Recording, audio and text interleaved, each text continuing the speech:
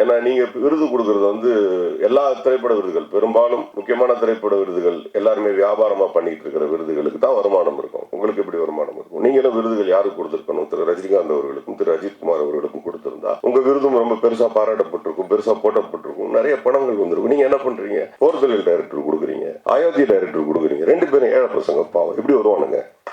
இல்ல உண்மை சொல்றேன், நான் ட்ரூ சொல்றேன். சோ நல்லது வந்து ரொம்ப கஷ்டம் சார், பெருசா வருது. ஆனா வந்துச்சுன்னா அதை அழிக்கவே முடியாது. நீங்க வருவீங்க சார், நான் நம்புறேன். ஏன்னா அந்த அழுகை எனக்கு இன்னும் ஞாபகம் இருக்கு.